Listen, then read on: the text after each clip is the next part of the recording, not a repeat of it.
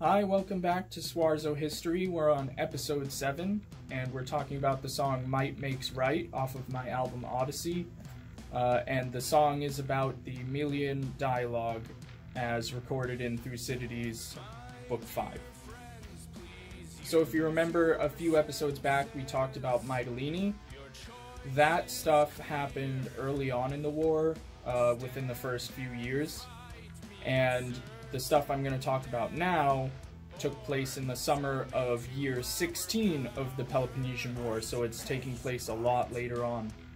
So, Milos. Milos was an island colony of Sparta, and it was an island that tried to remain neutral throughout the Peloponnesian War, but because of Athenian aggression against Spartan colonies like Milos, they ended up kind of being defiant towards Athens and sort of taking the Spartan side just out of necessity. So during the summer of the 16th year of the war, Athens sends an expedition out to Milos to take care of the problem. And they send the generals Cleomedes and Theseus. And they, in turn, go to the island with a big force of over 30 ships and like 3,000 hoplites, both Athenian and allied hoplites.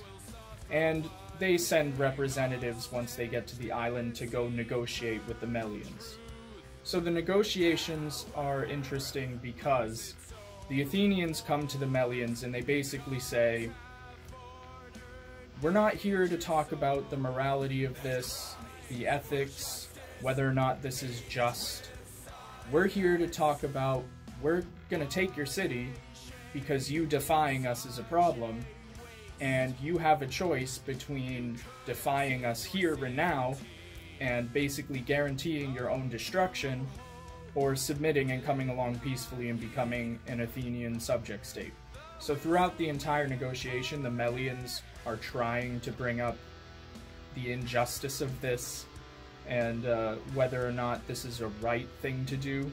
And the Athenians basically shut them down over and over again, saying, you need to stop thinking like this. And basically, Athens says, we don't care too much about what Sparta is doing and the people on the mainland are doing. They're our enemies. What really frightens us as an imperial power is the idea that someone like you, a small little island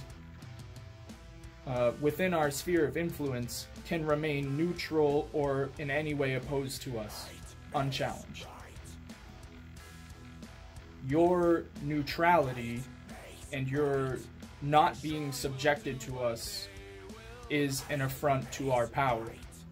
And if our subjects see you getting away with this, they're gonna think we're weak. And we need to demonstrate our power by coming in here and either wiping you off the map or taking you into our empire. And again, the Melians try to stay neutral. They try to say, can we just exist without bothering you and let that be that? And the Athenians say, no, that defeats the point of us coming here. There's one round of discussion between the Athenian representatives and the Melians. And the Athenians say, when this is over, do not be led astray by your false sense of honor and delusional hopes, because none of that stuff is going to save you. This is a reality now. We're here with a military force. You can either come along with us, or you can fight until we wipe you out. After the first round of discussion ends, there's a little break where the Melians discuss amongst themselves. They come back and they basically say, we don't think this is right and we're gonna stick it out, maybe hold you off until another power like Sparta sees the injustice of this and comes to help us. And the Athenians basically say, no one is gonna come help you because no one cares about you. And you just made a terrible decision based on delusional hopes, and now you're going to pay for it. So the Athenian commanders, they leave a besieging force behind. They throw up walls around the city of Milos, and they send the rest of their forces off to bigger and better things in the war.